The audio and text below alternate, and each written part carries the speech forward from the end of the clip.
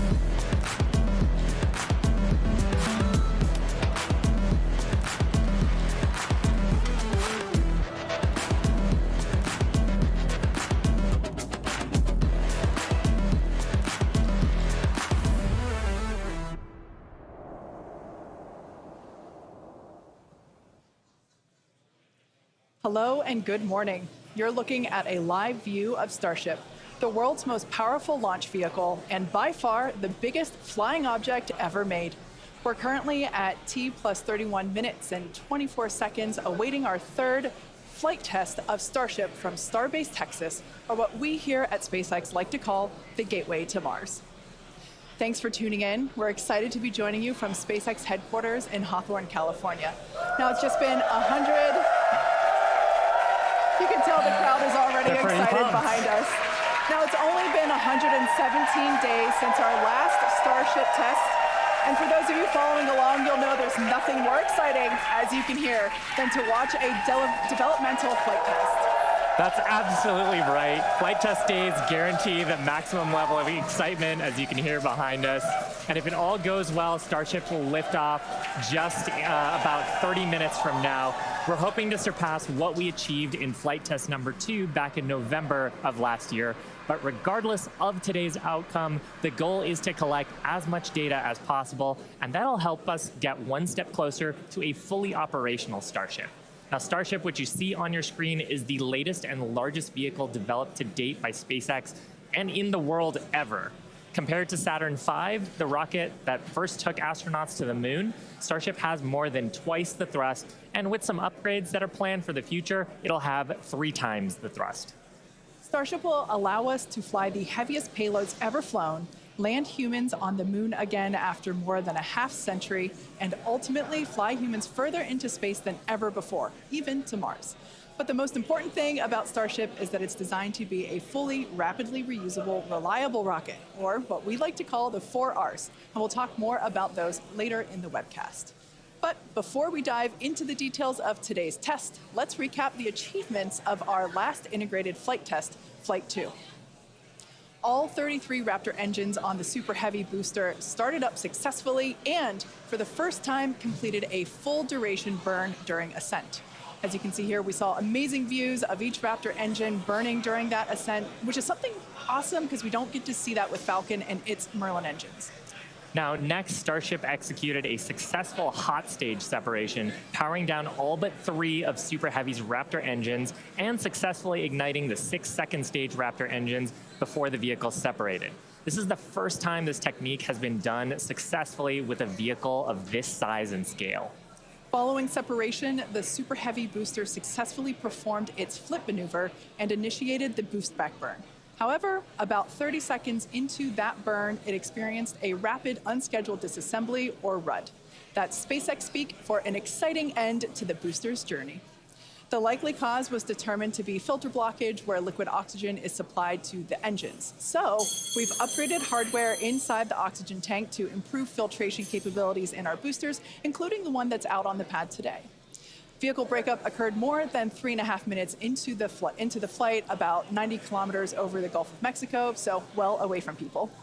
Now, on Starship, the 6 second stage Raptor engines all started successfully at separation, and everything was going normally in the ship's climb to space until about 7 minutes into the flight, when we began a planned vent of excess liquid oxygen propellant. To simulate the mass of a payload and get future-focused data, the ship was loaded with extra propellant that we needed to get rid of or vent before re-entry.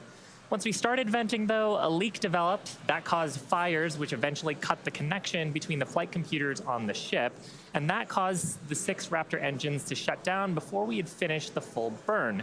That was detected as a mission rule violation by the autonomous flight safety system, which triggered the flight termination system and led to vehicle breakup.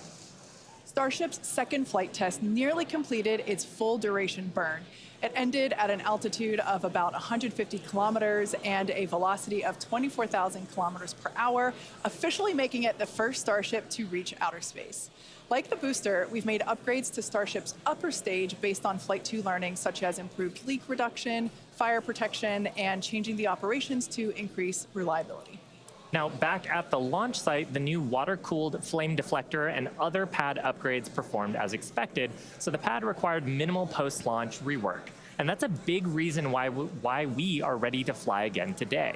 The ground support systems are designed for rapid turnaround of the launch pad between flights, and the improvements we've made ahead of Flight 3 are getting us closer to that goal.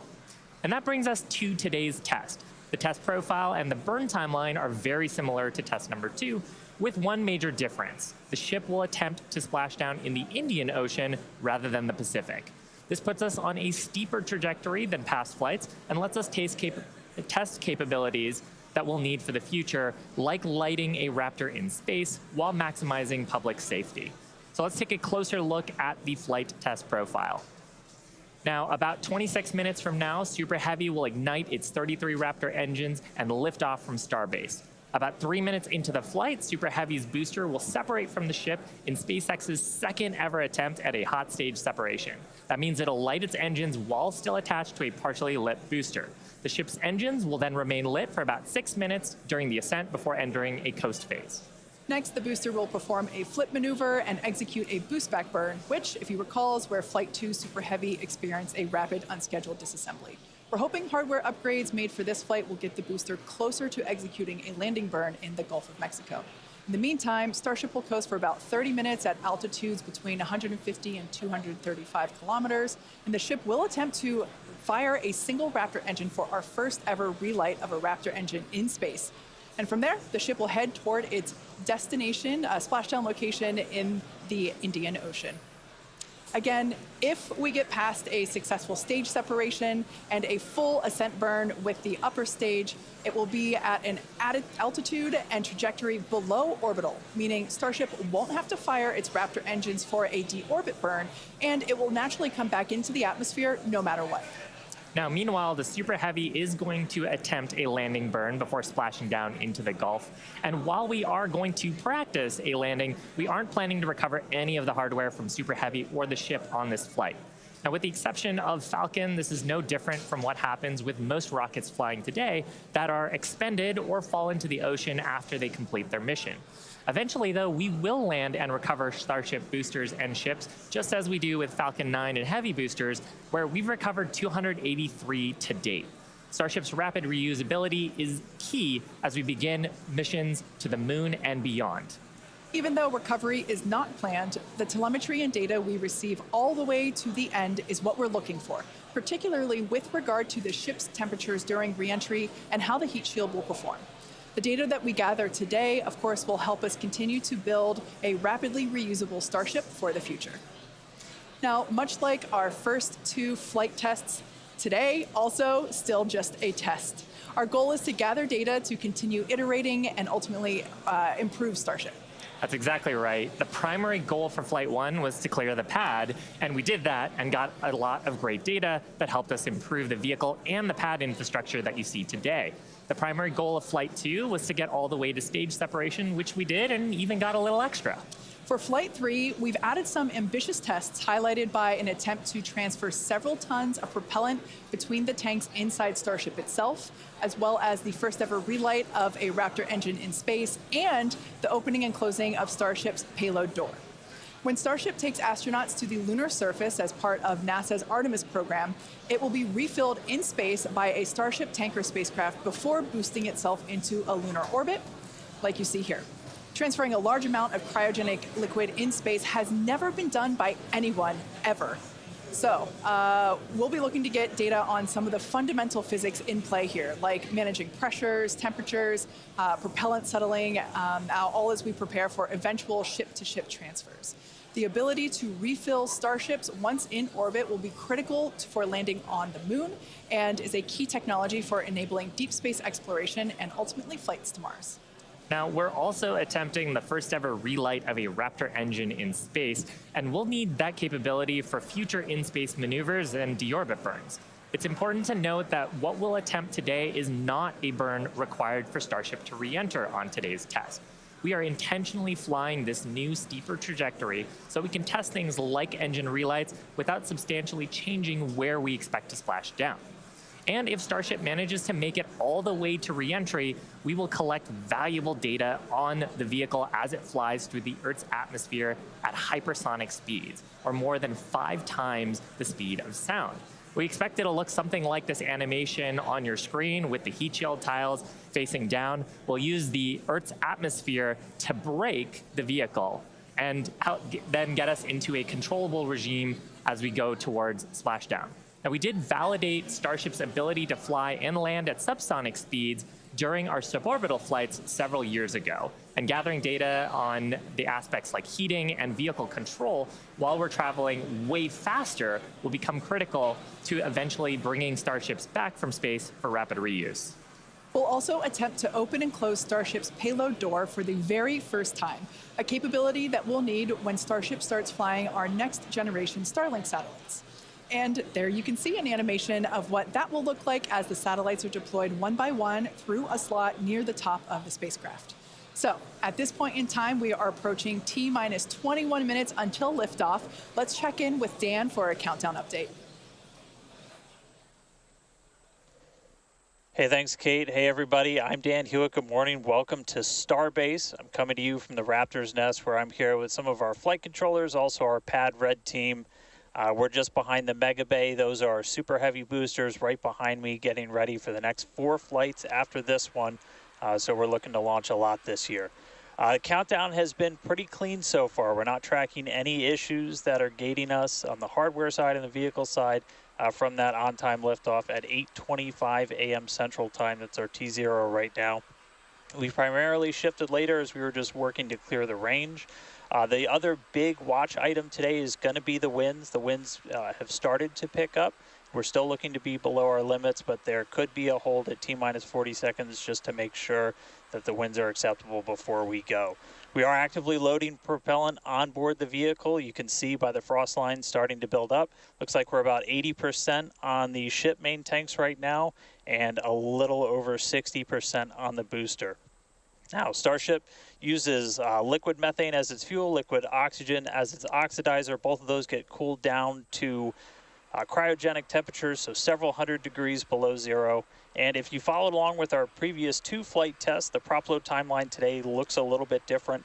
Those first flight tests, it took us about 90 minutes to load all of the prop on board. But since the second flight, we made some pretty significant upgrades to make that time shorter. We added some additional fuel and LOX pumps just to increase our capacity. We expanded the number of heat exchangers and installed a dedicated fill drain line for each stage. But they were sharing one before, now they each have their own. That's just that main pathway to get the propellant to the vehicle.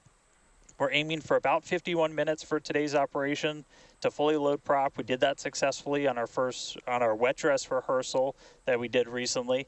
Eventually, though, we're trying to get that time down to about 40 minutes. Just for some context, that's about 5 minutes longer than we take on Falcon 9, but we're doing it with 10 times the amount of propellant. Now, the propellant load on ship started at about T-minus 53 minutes, booster right around T-minus 42 minutes. We are about to pause loading on the main tanks of ship, switch over to the header tanks, and then switch back to close out the main tanks. We're expecting all of the prop to be on ship at about T-minus 3 minutes 30 seconds, and then booster prop load ends at T-minus 2 minutes and 50 seconds. Now, our final countdown and startup sequence is going to be the same as Flight 2. We already tested this on this booster when we did its static fire. Looking back for Flight 1, we lit those Raptor engines on the booster and lifted off about 6 seconds later. Flight 2, we reduced that time by almost 2 seconds. That just helps reduce the stress on the ground systems, improve the efficiency of the rocket. But right now, we're just about to pass 18 minutes away from launch. Winds, again, they're still looking a little bit marginal, so we'll keep an eye on those. We're not working any other technical issues, and the range is expected to be green. If we can't make our test today, we have backup launch opportunities in the coming days. Could be 24 to 48 hours, all just depends on how far we get into the count. So check back in with everybody in just a little bit. For now, though, I'm going to send it back to Kate and Shiva out at Hawthorne. Thanks, Dan. The countdown is continuing to progress, so let's take a closer look at the world's most powerful launch vehicle ever developed.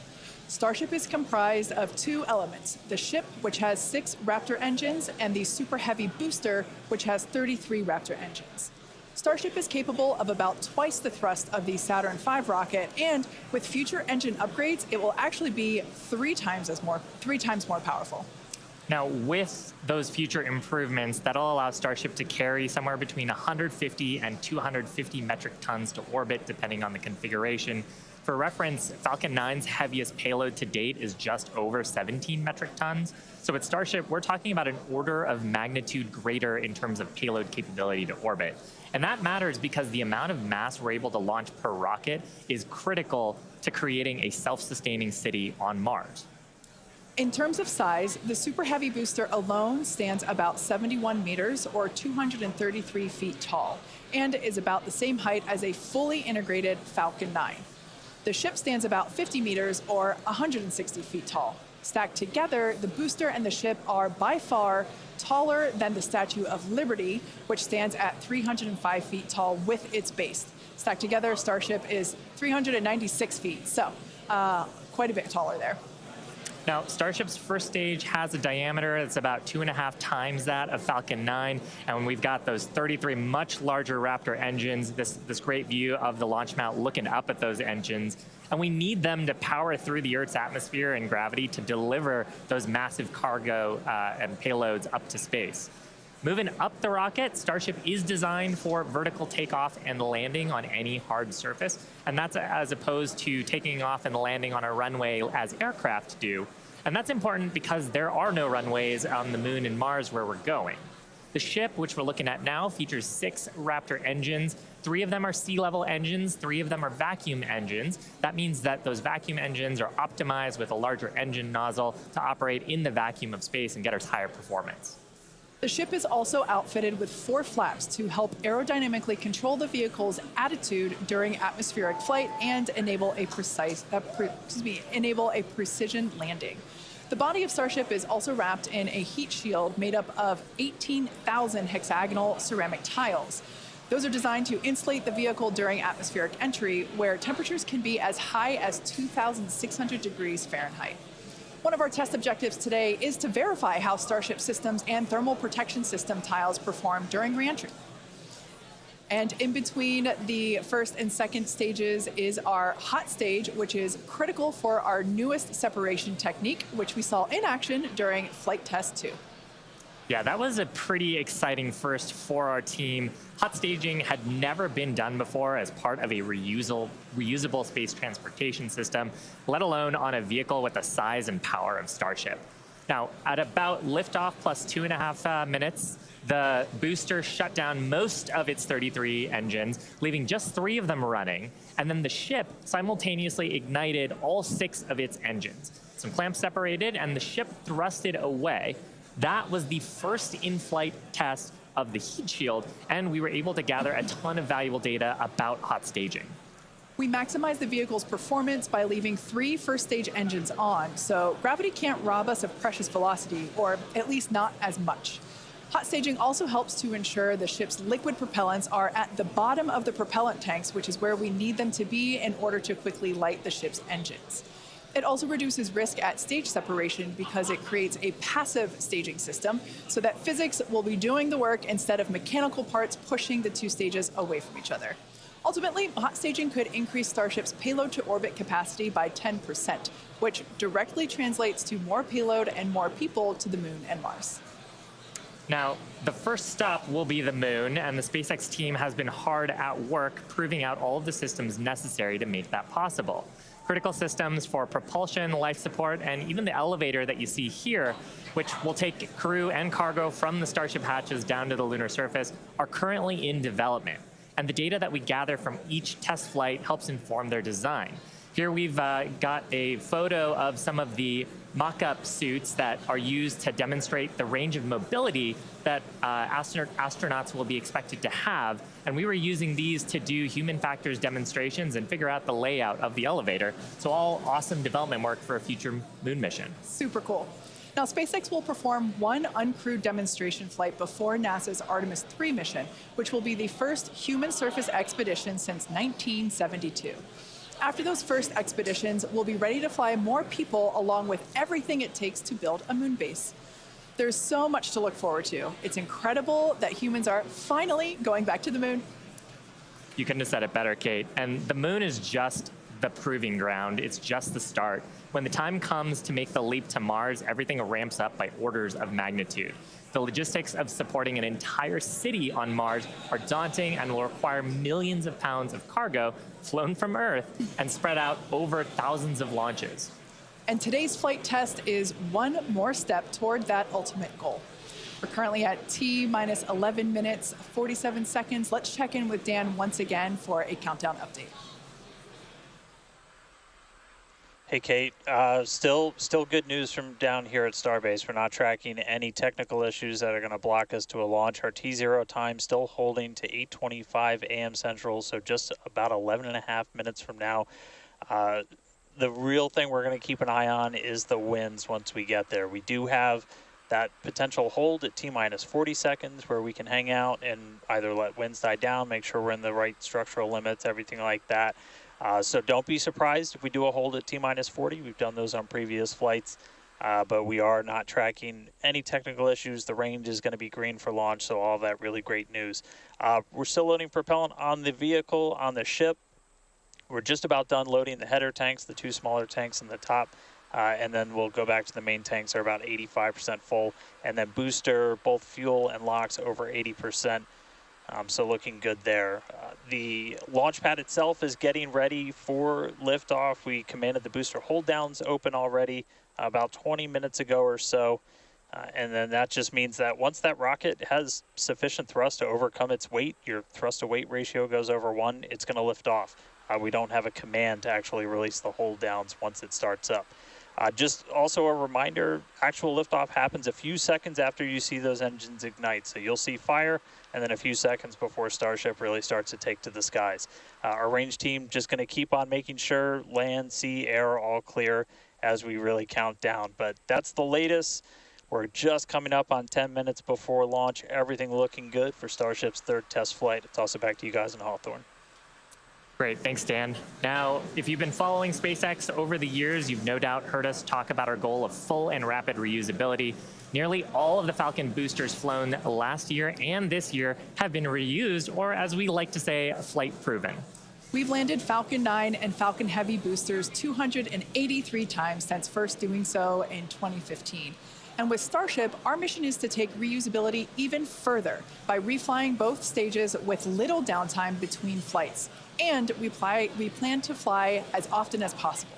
As we mentioned earlier, rapid and complete reusability is critical to enabling routine spaceflight. The team at Starbase has been hard at work developing and manufacturing the hardware that will ultimately take humans back and forth to the moon and Mars.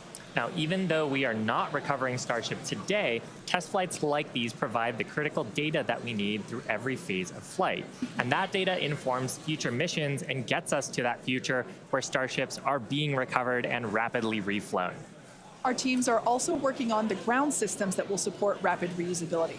When we start recovering Starship boosters, we'll want them to return to the launch site for a quicker turnaround, as you can see here depicted in this animation on your screen. This is when the tower reveals its dual purpose. After launch, the arms or the chopsticks on the tower will help guide the booster into position to ensure a soft landing. Now, if you're thinking that this sounds hard or even impossible to do, well, that's the inspiration for naming them chopsticks. Some of you might recall a little film called The Karate Kid, where Mr. Miyagi famously taught the main character, Daniel, that if he could catch a fly with chopsticks, he could accomplish anything. Now, today we do have 4 ships and 4 Super Heavy boosters built, with more coming off the production line as our Star Factory continues to grow. These vehicles are slated for future flight tests just like today's, and in fact, just this week we static fired our next ship that's planning to fly and expect to test the booster as soon as the launch mount is free from today's flight test. Now, as a reminder, today is still just a test. While we really hope to get our splashdown location in the Indian Ocean, but any data received will help us improve. It's the third of many future flight tests for Starship before it becomes fully operational. And that's the goal of flight tests. They teach us about the limits of our design and improve our understanding of the vehicle, and ultimately help us make Starship more reliable and rapidly reusable. So whatever the outcome and however far we get, we can promise excitement. And things look like they are moving fast at Starbase, and that's exactly how we like it. Yeah, Rapid exactly. iteration is a key of SpaceX. Yeah, we've done it with all of our major innovative advancements, including Falcon, Dragon, and Starlink. We believe that if you're not failing, you're not learning and improving the design. Yeah, many of the innovations that we've developed have come from our failures, and they teach us how to avoid the perils of spaceflight. It's a tough business. But all of this testing, all of the iterative design allows us to make the design better and better to do some of the great accomplishments with reflight that we've had so far. Exactly. One of the examples that we love to talk about is the Dragon capsule, like the one located behind Shiva and I here on the mezzanine. Originally, it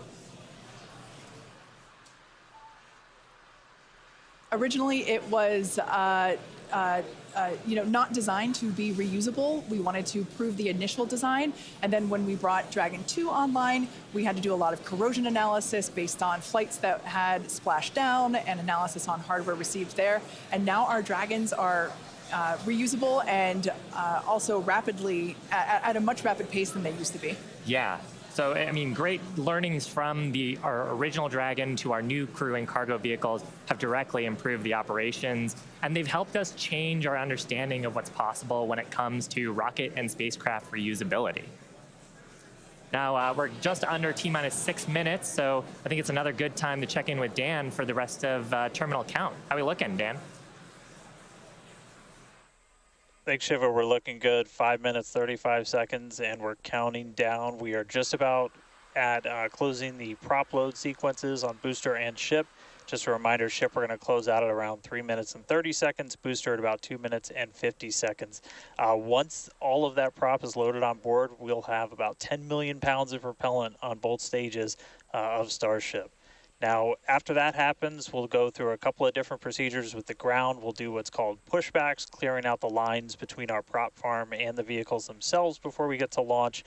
And then in the next few minutes, we'll get the final guidance system alignments, some final thrust vector control on the booster checks, and all that will be performed. And again, if we need to hold, we have a hold gate built in at T-minus 40 seconds where we can hang out.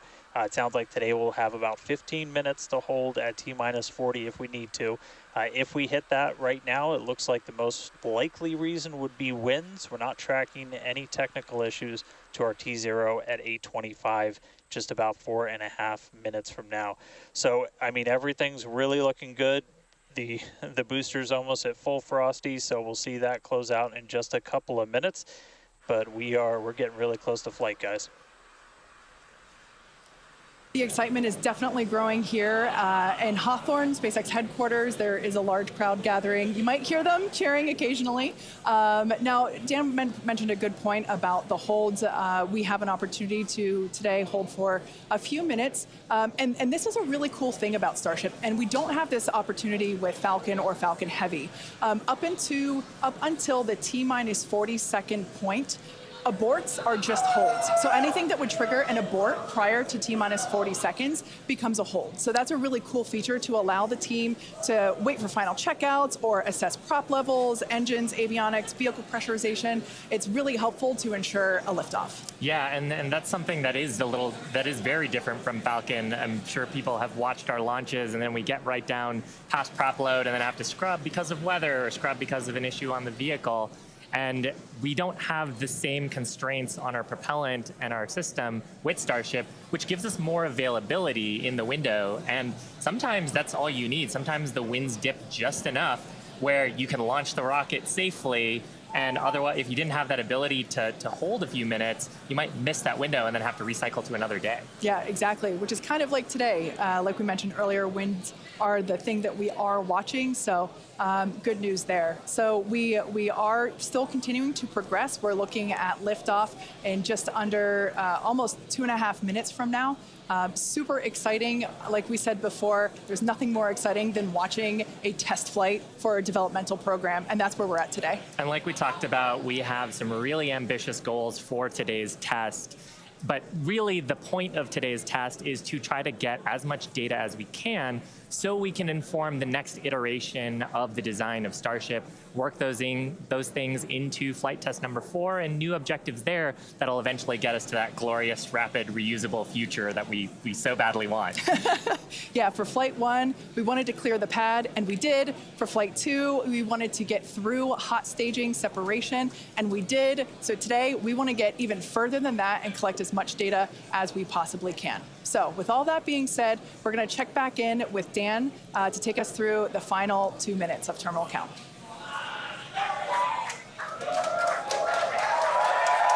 All right, we are under 2 minutes away. We have closed out the prop load on the booster and on the ship.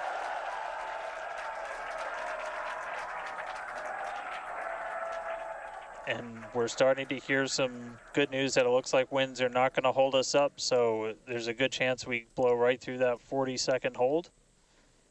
So we're about 1 minute and 20 seconds away. Just walking you through one last time, we're going to see the engines ignite about 4 seconds before we hit our T0. They're going to ignite in 3 different banks. You'll get 13 of the inners, 15 of the outers, and then the last 5 ignite just 2 minutes before T0. And then after that, the quick disconnect will retract. The engines will start to throttle up, and then we'll see liftoff about 1.5 seconds after T0. So we're under 1 minute away. Don't be shocked if we hold at 40 seconds before, but it sounds like the winds are cooperating today. And we'll be able to move right past that, not tracking any other technical issues that could hold us. Proceeding past our QD vent gate.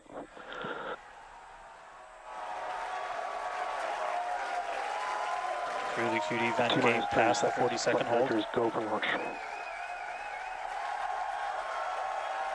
Flight Director Ty Huntington telling the team we are go for launch. So 20 seconds to go. Let's listen in. T-minus 10, 9, 8, 7, 6, 5, 4, 3, 2, 1.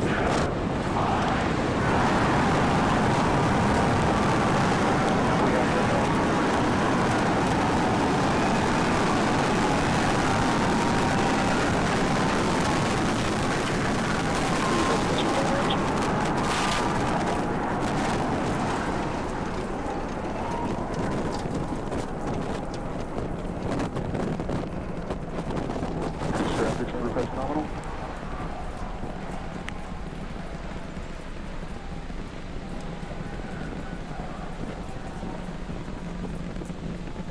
30 seconds into flight, we are feeling the rumble. We are seeing 33 out of 33 Raptor engines ignited on the Super Heavy booster. Booster and ship, avionics, power, and telemetry nominal. Acquisition of signal, Corpus Christi. Continuing to get good call-outs. Our trajectory looking nominal, systems looking nominal. Just amazing to see all 33 lit up once again.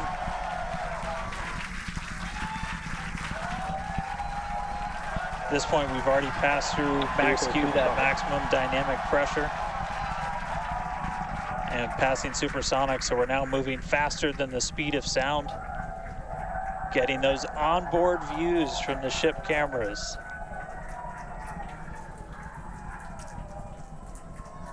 Now the next major milestone is going to be a hot staging maneuver. Again, we're going to be doing that in just about 90 seconds. To do that, we're going to shut down all but the 3 center Raptor engines on Super Heavy. That'll be our MECO, our most engines cut off. And then the clamps holding the 2 stages together are going to release. Starship's second stage will ignite its engines, the RVACs first, the sea levels right after that. The sea level engines will be splayed or just kind of pointed out at about a 15-degree angle. So if you look close and we get good tracking, you might be able to see those center right after. And so those 6 engines will push Starship off of the booster.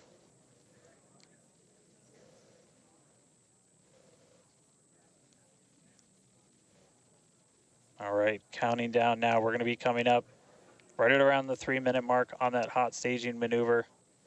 Again, we'll see the booster engines start to shut down. You'll see all but 3 lights go out in the middle, and then we'll see the engines ignite on ship, pushing it away, and that will start carrying the ship into space. Booster will start to do its flip and then move into the boost back burn, setting it up for eventual splashdown in the Gulf of Mexico. Stage separation.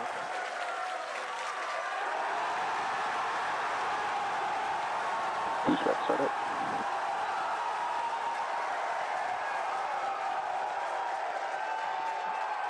Hot staging confirmed.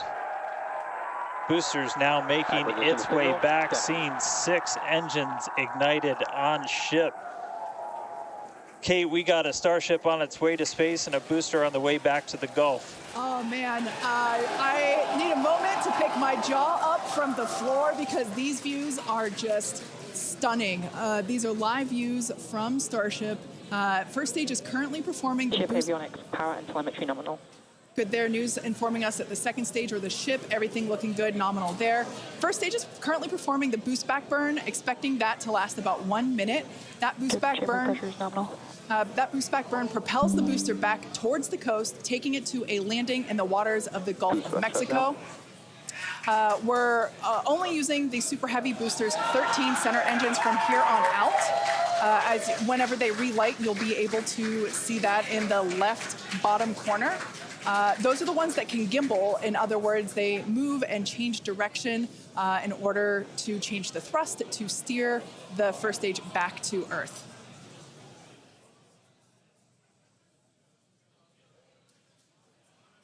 Wow, these are just incredible views coming to us. Everything is looking good for both the first stage on the left-hand side of your screen or the super heavy booster, as well as on the right-hand side of your screen, that is Starship, or we also refer to that as the ship. Now, the boost back burn was the first of 2 burns required to return it to Earth. The next one will be the landing burn, where all 13 center engines will initially ignite and then transition into a 3-engine burn to help slow it down. Now, just as a reminder of the stage 1 test objectives, we're looking for controlled ascent, which we have so far. Stage separation, which gorgeous, we cruised right through it, as well as on a nominal trajectory.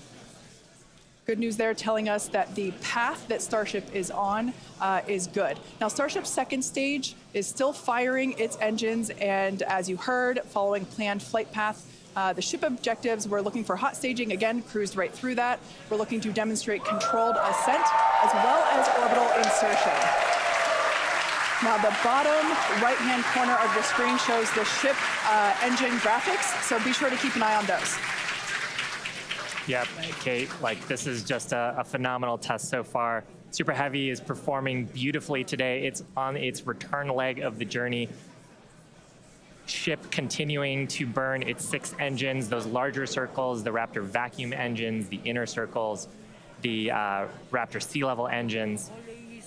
We're about 30 seconds away, just under 30 seconds away from the start of the boost back burn. Excuse me, the landing burn on the booster. You can see the grid fins rotating. Those hypersonic grid fins are guiding us through the atmosphere back towards our splashdown site. Again, we're going for a for a splashdown, a soft splashdown. So for landing burn, we're going to expect to see the 13 center engines light, rapidly bring down the booster's velocity, and then just the 3 in the center for splashdown. Let's see if that'll work.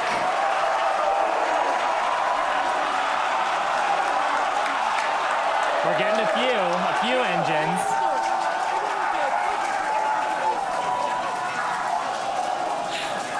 And acquisition of signal. Let's see if we can get some other video of that.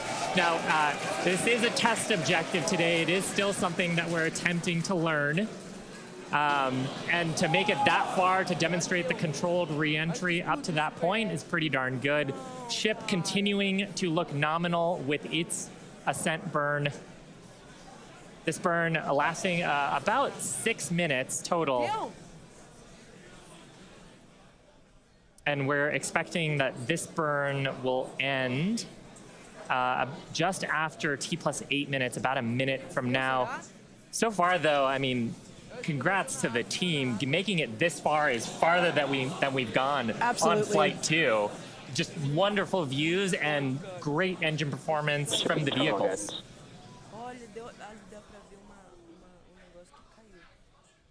So far, we've hit controlled ascent. We're in the middle of that right now. We demonstrated the hot staging. Kate, as you said, cruised through that. We demonstrated controlled entry of the booster. Just stopped a little short of the engine relight, but hey, that's something we can learn for the next one. Yeah. Now that view that we just had moments ago was a live shot of Star Command. There you see it again. This is our Mission Control Center at Starbase, where vehicle operators are standing by. Now the next milestone coming up is in less than a minute. At that point, ship will, or I'm sorry, actually it already has. Starship engine cut off. There we go.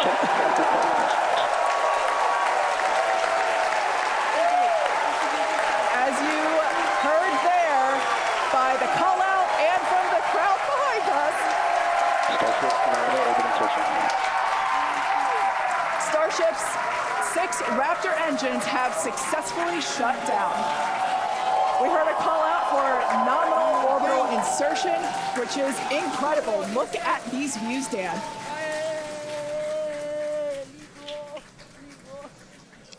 I'm just completely blown away right now. What a day. Congratulations to the entire SpaceX team. I mean, this flight pretty much just started, but we're farther than we've ever been before. We've got a Starship not just in space, but on its coast phase into space. Just to recap where we've come, and it's only been 9.5 minutes. How has it only been 9.5 minutes? We lifted off right on time at 8:25 a.m. We didn't have to hold at our gate at all. We had 33 out of 33 Raptor engines open up and light and get us through a nominal ascent. Another successful hot stage. All 6 engines on the ship propelling us into orbit. We did see what looked like a nominal boost back burn. And then we did make it all the way to the landing burn this time. Didn't light all the engines that we expected, and we did lose the booster. We'll have to go through the data to figure out exactly what happened, obviously.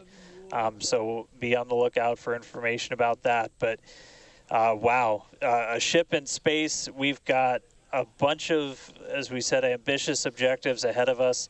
Over the next couple of minutes and pretty much over the next hour, where we're going to we've got the ship in space. We're now going to take advantage of this and try and learn as much as possible about some of the other systems, including that first ever Raptor relight in space. So it's just going to be incredible. So all of that still to come. The mission just started, but wow, what a liftoff! What a hot stage! What an amazing sight to see Starship there in outer space. I can't believe we're seeing it in space. This is awesome. Wonderful. And now we are going to be coasting for the next about 30 minutes or so. We'll be back around the T+40 minute mark. And that'll be Starship continuing to coast, hit those ambitious test objectives, and then continue on to re-entry. We're not totally sure what video that we'll get, since that normally comes to us as we overfly ground stations, and we don't have a ton of those along our trajectory. But as we have video, we'll be sure to bring that to you. Starlink may be able to bring us additional communication paths today that will allow us to talk to Starship through re-entry with no communications blackout period. It's a possibility, but either way, we will be live for all of today's milestones. And of course, when we do have views, signal, Puerto Rico. especially like the ones that we have now, which I just cannot get over. When we have views, we will be sure to bring those to you live. But no views or no views, we'll see you back here at T+40 minutes. Pez door is opening. And there we just heard call it that Pez door is opening, so that's great. First test. One of our test objectives today is to open and close that Pez door. That's where we will deploy Starlink satellites from in the future. So great news there that test objective is already underway. So Come back here, stick around till T plus 40 minutes for coverage of Starship's deorbit burn demonstration, followed by its reentry and what is sure to be an exciting splashdown.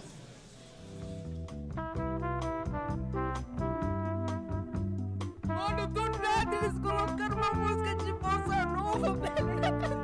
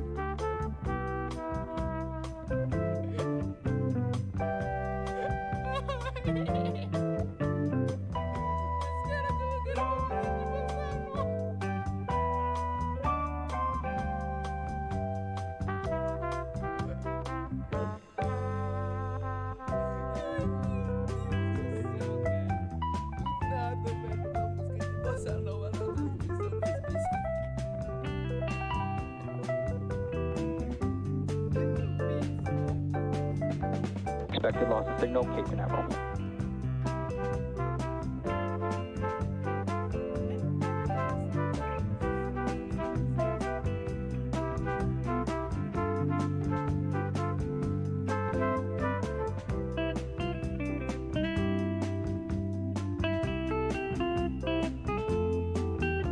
Test checker. É verdade, é deles a música, não.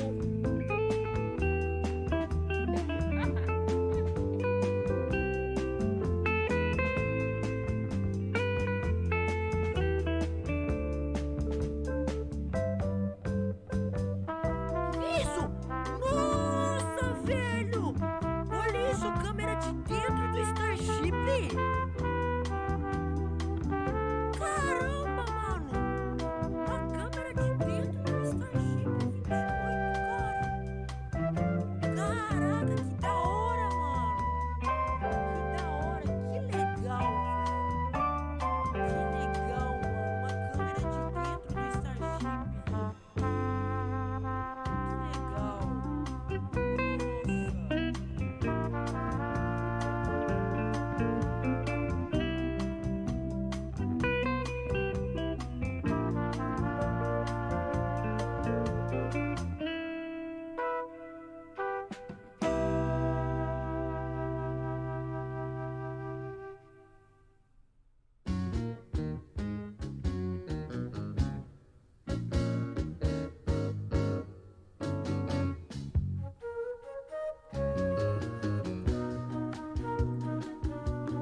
legal!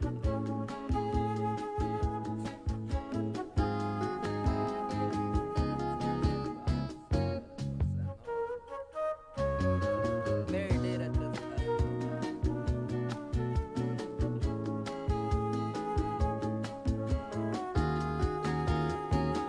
Expected loss of signal, Puerto Rico.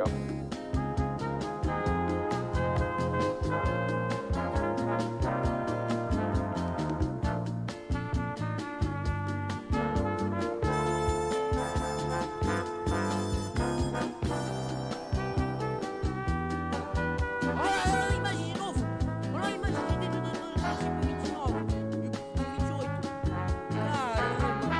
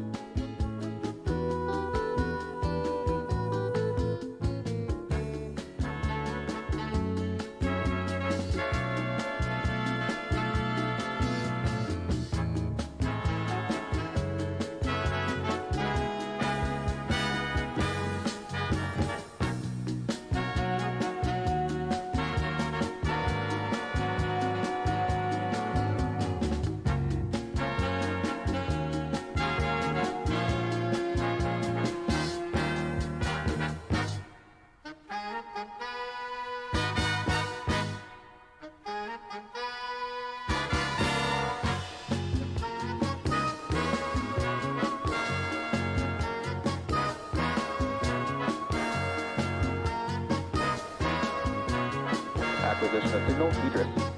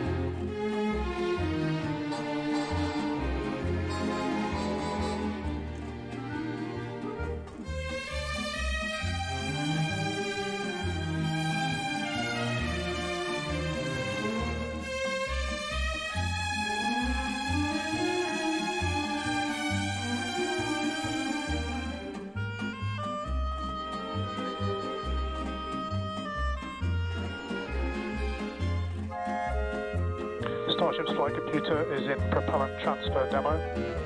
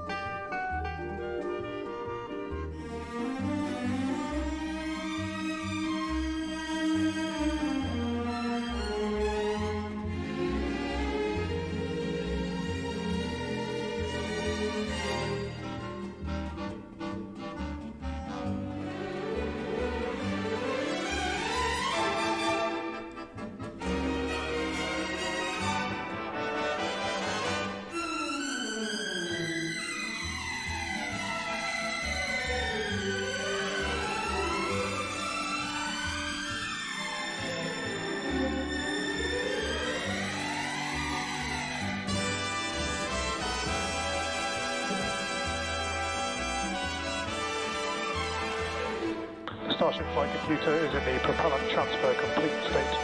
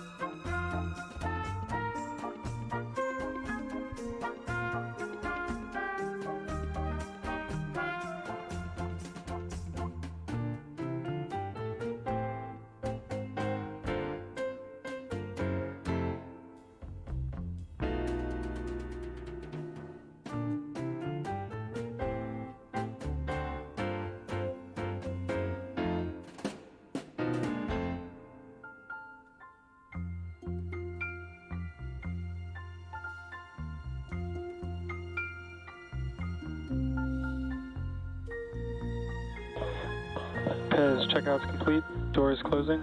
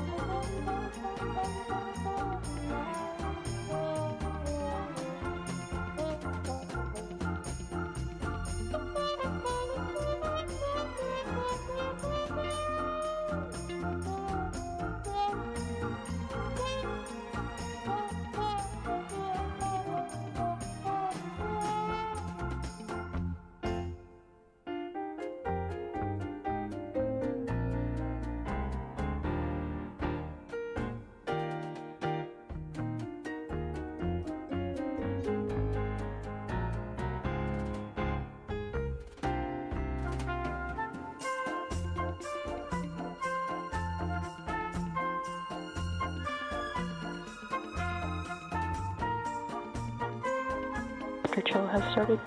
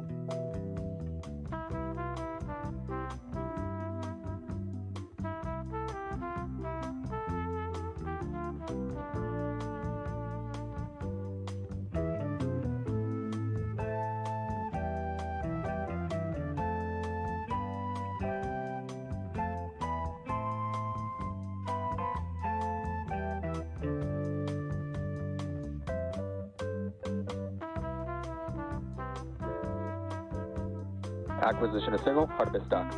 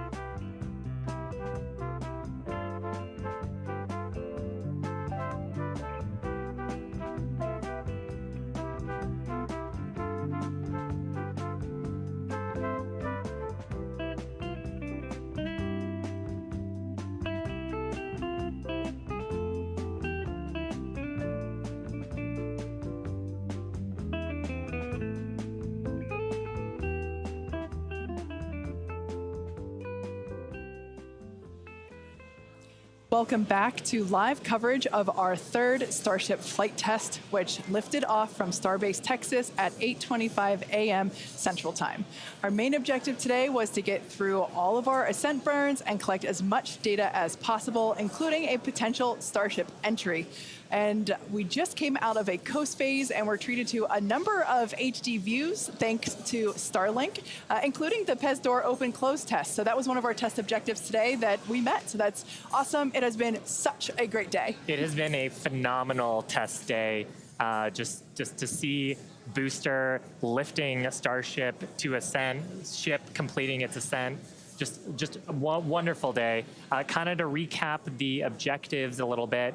Booster completed its ascent, ignited its 33 Raptor engines. We demonstrated a successful hot staging for the second time. Booster completed the boost back burn, didn't quite accomplish the landing burn, and then had a hard splashdown in the Gulf. Meanwhile, ship completely successful after the hot staging. We had a good 6-engine burn of the Raptor vacuum engines and sea level engines. And then we've commanded a number of demonstrations, including the Starlink satellite deploy demo, so the payload door, as well as a prop transfer demonstration. We do still need to do some data review on those, so as we get that data back, we'll be sure to update you on social for how those tests went. We are coming up on our next major milestones, which is an in-space relight of our Raptor engine for the first time, followed by re-entry and then landing in the Indian Ocean. Incredible. Yeah, that's right, guys. We should be just about 40 seconds away, 40 or 50 seconds away if we do this relight demo. Do want to stress this is not a deorbit burn. In fact, it's actually going to function a little bit opposite of a deorbit burn. We're going to be raising our perigee with this burn, or the lowest point of our orbit. This is just to demonstrate that we can relight a Raptor engine on ship while it's gone through a coast, while it's in outer space, while it's in microgravity, all of the different complexities that come with lighting this engine again after it's already done an ascent burn, but you're now coasting through space. This is going to be really important anytime we want to do in-space maneuvers in the future, like eventual deorbit burns, any of our translunar injections that'll have Raptor engines firing back up. We may not do it. There is, all of the guidance is loaded into Starship's computer itself, so if it doesn't see the values that it needs to, we could just skip the burn. So we are waiting to find out if that's going to happen or not. If it doesn't, as we said in the beginning, we're on a pretty steep trajectory that we are coming home no matter what, regardless of doing a burn. This was done just so we can really, we're in a trajectory that's really not super susceptible to delta V changes in velocity. If we were to do a burn, we've got a pretty concise footprint in the Indian Ocean that we're going to be targeting for splashdown today. It does sound like we are skipping past the on-orbit relight demo this time. Again, we'll confirm all of this through our post-flight data review, but it did sound like we did pass through that burn. So now that's going to start setting us up for re-entry. Yeah, that's exactly right. So coming up next around T plus 49 minutes is Starship re-entry. Now, this is typically a portion of flight where we don't have communications with spacecraft because they're re-entering the Earth's atmosphere at or around orbital velocity, about 8 kilometers per second or roughly 5 miles per second. Super fast. Now, at those speeds, the spacecraft's interaction with the atmosphere results in friction and creates a plasma field around the vehicle. That blanket of plasma distorts communication frequencies, so we're basically left with a brief communications blackout. Now, we might get some telemetry back through a connection to the tracking and data relay satellite system, also known as TDRS. But if the plasma doesn't entirely block it, that connection will be at a very slow data rate and definitely too slow for any video. But that's why Starship and Starlink are a great partnership.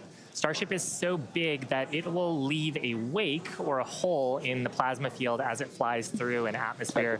You can think of a wake kind of like when you see a boat going through the ocean. It sort of leaves a trail behind it. There's some of those great views from Starlink giving us views of Starship's onboard videos. And so we're hoping that the Starlink on board will let us, just like we're seeing these videos now, see through that plasma field by maintaining a continuous communication lock with the satellites on orbit through the wake that Starship leaves behind. Now, this is only the second time that we're testing Starlink during re-entry. So even though we do have these great visuals now, don't be surprised if we manage to get some signal hiccups through. We're still learning about what that wake will actually look like in practice and whether we're able to get that live continuous high-speed data during re-entry. Yeah, that's right. And one of the really primary reasons we want to use Starlink is to just gather as much data as possible. It's been said the data is the payload on one of these flights, where we're putting this flight hardware in a real flight environment, trying to learn about it as much as possible. Re-entry is going to be a really critical phase of flight.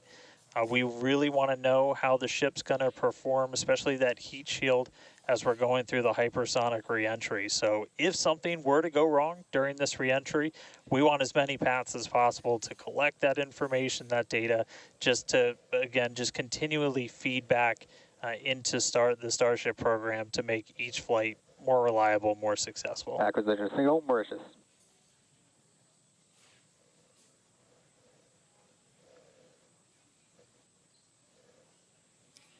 Now, if Starship manages to make it all the way through re-entry, we'll collect valuable data on Starship flying through the Earth's atmosphere at hypersonic speeds, meaning more than 5, or at this point, will be more than 5 times the speed of sound. Now we're watching these live views, HD views by the looks of it, thanks to Starlink. You can see that the flaps there on the ship might be actuating.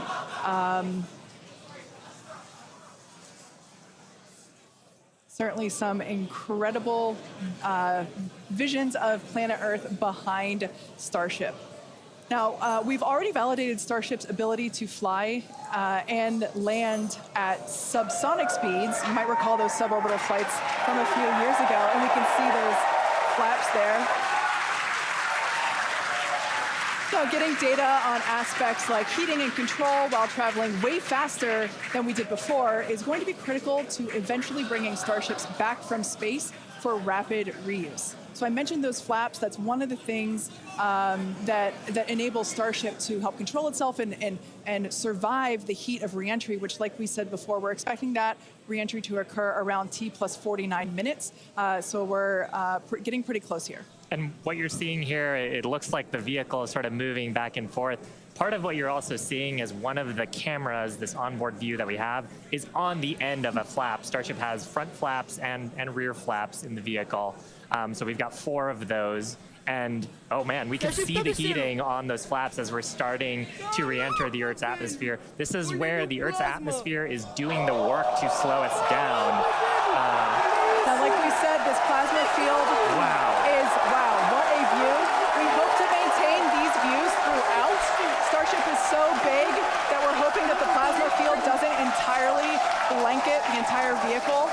Right now, it is not. The Starlinks are Views brought to you by Starlink. Yeah, the Starlinks are still communicating and still capturing the data and the video that we see here. I mean, Shiva, this is just absolutely incredible views. We've never seen anything like this before. This is the biggest flying object ever in space. Absolutely, Kate. And it's important to note the ascent burn that we did was to get us to orbital velocities, even though we were on a nearly orbital trajectory. So the heating and the loads that Starship is going through right now are what it would be getting if it were recovering from an orbital mission. And just the fact that we have views through entry, this is incredible. Yeah. Again, this is the furthest and fastest that Starship has ever flown. And you can definitely tell by the crowd here in Hawthorne. The heat shield tiles doing their work. We talked about it earlier. Up to 2,600 degrees Fahrenheit that those heat shield tiles are dissipating as we are re-entering.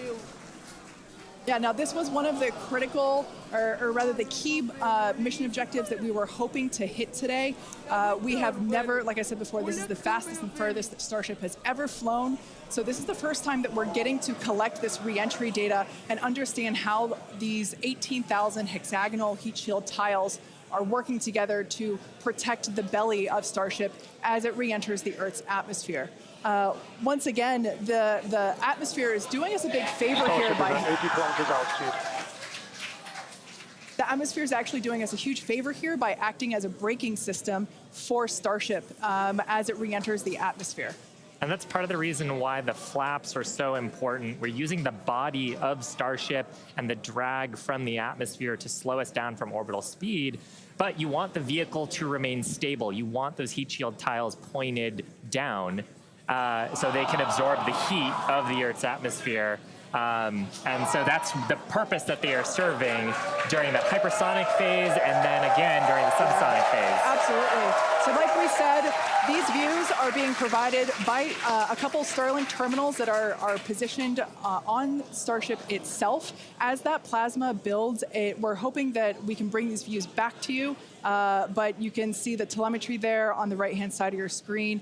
If you watch closely, you can see the speed decelerating. Again, that's the friction of the atmosphere resulting in this plasma field, or excuse me, the blanket that is potentially blocking the Starlink terminals right now. So we'll bring those views back to you if we get them. But right now, for those of you that have recently joined, Starship is currently re-entering Earth's atmosphere. This is super exciting because it's the furthest and fastest that Starship has ever flown. It's just absolutely incredible. Major test milestone, something we wanted to accomplish on Flight 2, getting to it today. So just awesome. Now, we actually have some heat shields here. So these are what's doing all the work on Starship right now. There are 18,000 hexagonal heat shields like these. So this one that I have is flat, like this is what would be positioned on the flaps of Starship, whereas Shiva has something a little different. Yeah, the one I have would be on the curved surfaces of Starship. I'll just put it in frame here. So we've got these attached at various points around the vehicle. Like you said, Kate, 18,000 of these tiles around, and they're doing the work to make sure that the structure of the vehicle doesn't carry all that thermal load, so we can recover the vehicles eventually and get to rapid reuse on them. They're really lightweight. They sound a little different than I would have expected them to, but they are ceramic. And these are what's helping Starship survive through this period of entry. We're not sure how far we're going to make it. Again, this is the furthest that we've gotten in our test flight, but the further we fly, the more data that we can get, and that's ultimately the measure of success here, which, I mean, I think today has been a huge success given where we've gone and how much further we've gotten with both the booster and Starship itself. And one of the beautiful things about Starlink on board the vehicle, we were getting that high-speed video. High-speed video is a very high data rate, and usually video comes after you get your telemetry. So hopefully we were able to get some wonderful data throughout the entry period, which is normally something we have to wait for until after splashdown when we get that data off the data recorders. Yeah. Now, you mentioned before the flaps. Again, that the flaps are protected by the flat heat shields like I have. There are 4 of those positioned on Starship, 2 at the forward end or the top end, and 2 at the bottom or aft end. And they operate independently to aerodynamically control the vehicle's attitude or positioning during atmospheric flight and enable precise landing at the intended location. So today we are intending to splash down in the Indian Ocean, and we're hoping that we can make it that far, but regardless, it is an exciting end to what has been an exciting day. Absolutely, and I mean, we've had some tests in the past. We had suborbital campaigns where we have tested out the aerodynamic flaps at subsonic speeds, so that's below the speed of sound. At hypersonic speeds, well, supersonic speeds first, so faster than the speed of sound, and then hypersonic speeds, so that's more than 5 times the speed of sound. The equations of motion change, how the vehicle responds changes. So going through that control phase where we're going from faster than the speed of sound to below the speed of sound was one of the objectives today. Yeah. And that's actually a great point because we are expecting that entry subsonic period to occur around T+1 hour and 3.5 minutes. So we're not there yet. We're about 10 minutes away from that point. So again, that is when Starship would be traveling slower than the speed of sound thanks to the atmospheric braking system. And so right now we're still waiting to see if we're going to get data back from this ship. We might be in a bit of a blackout period right now. So still waiting to hear the status on it. But yeah, we got to the actual entry portion of today. We started into peak heating, which was just a really big milestone. Starship is pretty unique in the way that it re-enters, especially for something reusable. The closest parallel has been the space shuttle. When we're comparing Starship to like when we bring a Falcon 9 booster back, we're talking about 20 times the energy given the velocity that we're moving at, and all of that energy just gets converted into heat, and then we need to use those tiles to just help dissipate that heat. They're not ablative like you would see on something like Dragon, which uses an ablative in the capsule shape. So they are these tiles that are made to be reusable. So any data we're getting on the actual temperatures it was seeing during heating, all of that is just really hugely valuable. Where Starship is really unique is, and Kate and Shiva have talked about it a couple of times, is once we're through this kind of hypersonic section and we get down to the subsonic. And that's where we really learned a lot and proved that Starship's really just its basic shape could work. And we did that during the suborbital campaign. Again, if you compare it to the shuttle, which entered, it had the wings. It had a similar heat shield system, but it had wings, and then was almost flown like a glider once it re-entered and was down to those subsonic speeds. With Starship, we're not doing that. We're just coming straight down We'll hit terminal velocity, which with Starship is around 200 miles an hour, and then we use a flip maneuver to ignite those engines, do a landing burn, and then touch down on the ground. So you don't need a runway. We're doing that, again, designed because when we go to the moon, when we go to Mars, there's not going to be a runway there for us. And so that propulsive landing is going to be really important. This is an animation of pretty much what we were just watching on actual Starship video, which is pretty incredible. But we go through peak heating. One of the benefits of today's trajectory, actually, we got closer to what the heating profile will be on just a normal mission when you compare it to our previous flights, which were headed out to Hawaii. So we go through peak heating, and then we hit subsonic, and then Starship splashes down in the ocean. Again, we're not doing a landing burn on this flight, and we're not expecting Starship to survive the impact. We're not going to be recovering any of the hardware. For now, though, we are just still waiting to see if we're going to get some signal back. We're currently at a loss of signal with Starship. Don't know for sure what its status is, and so we're just continuing to listen in. But it was pretty incredible seeing the flaps really do their thing to maneuver the vehicle as it's moving through hypersonic. One of the big trade-offs between something like shuttle and Starship is wings can be pretty heavy.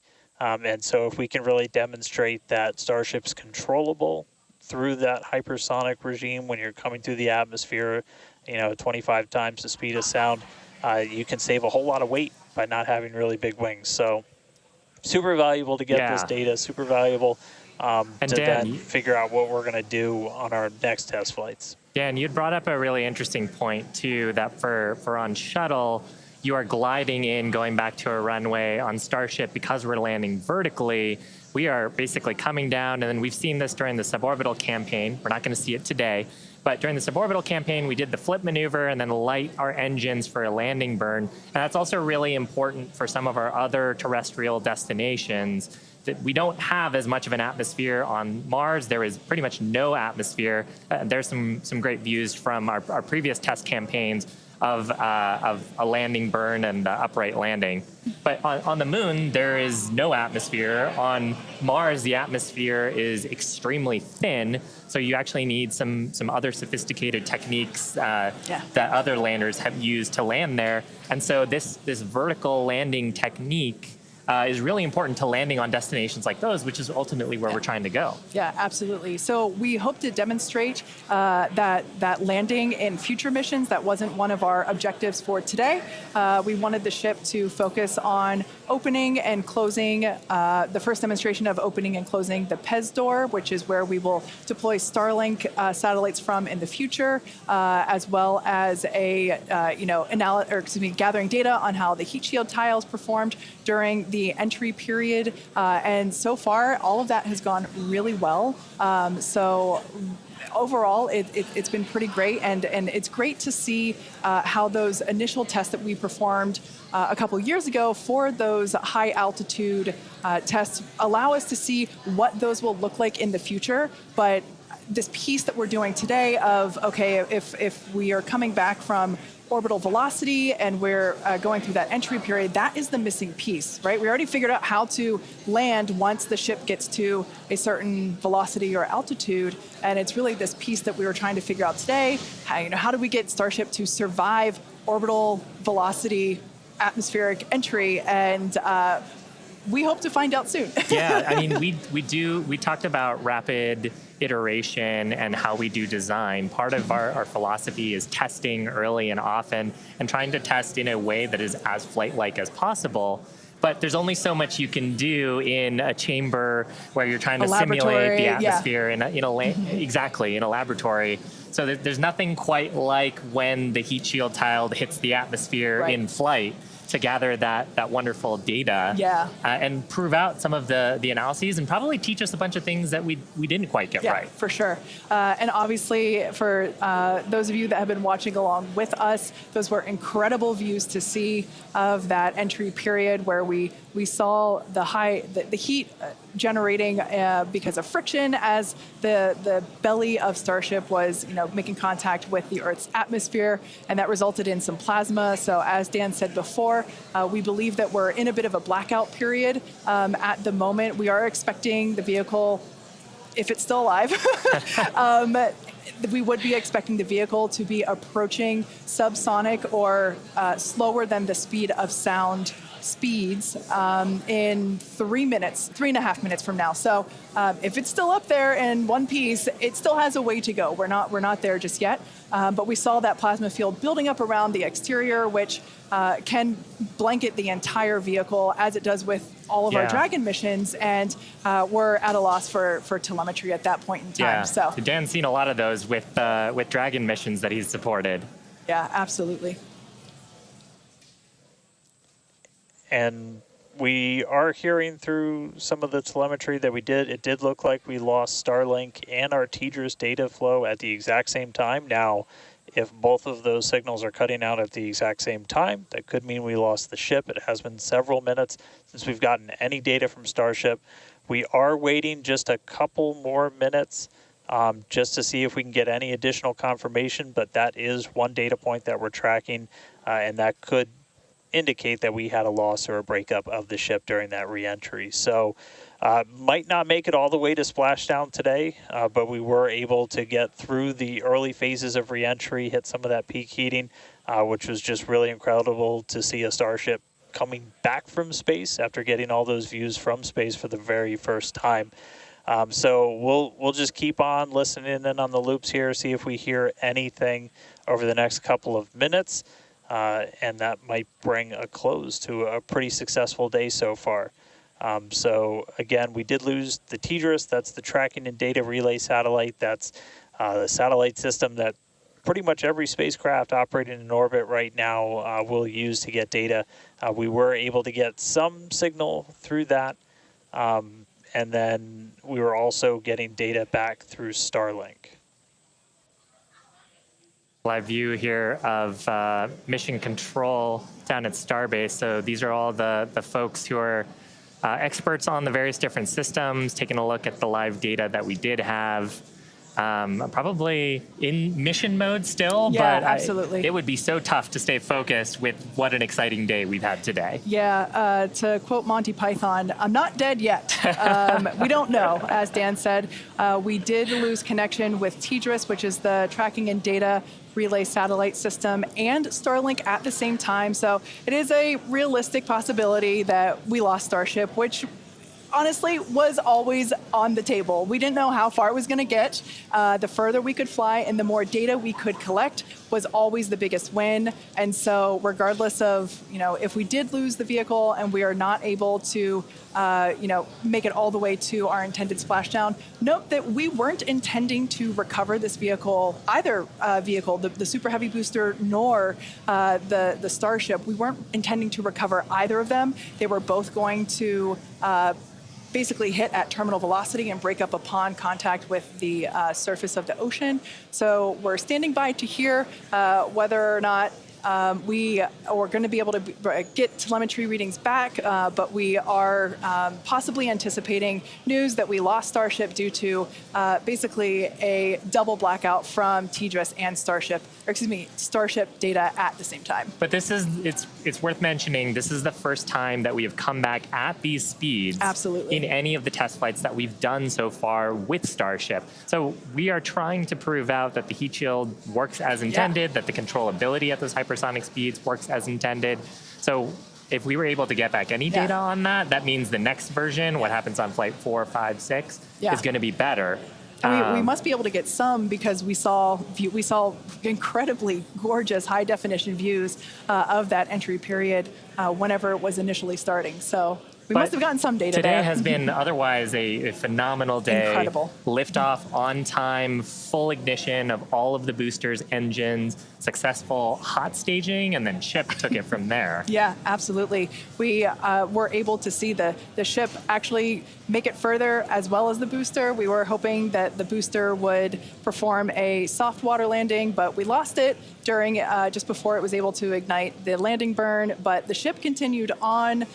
We saw all six Raptor engines on the ship ignite and then shut down for second engine cutoff. And we saw some amazing views as well. And it's just been certainly a day that I will be taking many screenshots and using them as my computer desktop background for, well, until the next Starship launch.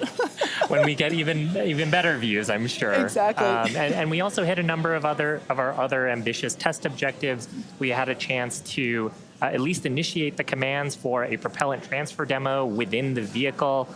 This is something that Starship's going to have to do in the future, and these sort of transfers haven't been done at this scale before, so that's a first as well. We also were able to demonstrate that the payload door functions. And we got to see that, yeah. Yeah, and so those commands were sent. Again, data review to come and make sure that everything performed as expected, but that's going to be critical to deploying payloads in the future once Starship becomes operational. So a number of test objectives hit, much more accomplished than Flight 2, and making steady progress towards a fully, rapidly reusable, reliable Starship. Absolutely. And hey, Kate, and hey, Shiva, we were just hearing on the loops, we are making the call now that we have lost Ship 28. So as we were possibly expecting, we lost the data a couple of minutes ago. We haven't heard from the ship up until this point, and so the team has made the call that ship has been lost. So no splashdown today, but again, just it's incredible to see how much further we got this time around. We had a couple of those ambitious objectives that you guys were just walking through that we're able to take advantage of while Starship was in outer space flying over our planet for the very first time. So that was just really incredible. Obviously, there's a lot to go through. Everyone always wants to know right off the bat what happened. Takes us a little bit of time, but I can assure you as soon as we start finding things out, we're going to let everybody know.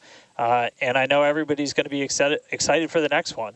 I mean, as I pointed out in the beginning, there's 4 super heavy boosters either fully stacked or getting stacked right behind me. We've got other ships ready to go as well.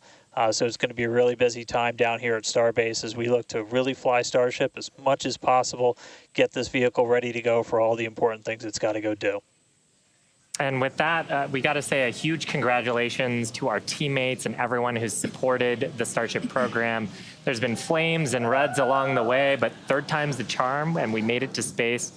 We also a big thanks to all of our future customers for your support.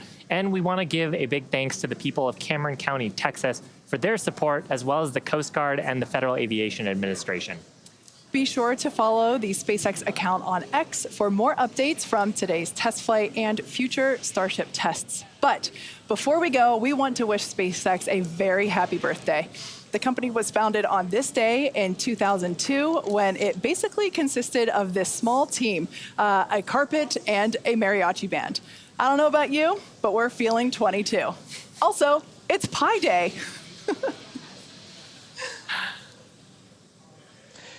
Yeah, but I mean, Pi Day is constant and never ending, so shouldn't every day be Pi Day from now on? I mean, that's a really good point, and I think after a test like today's, we all deserve some pie. Thanks for watching, and we'll see you next time.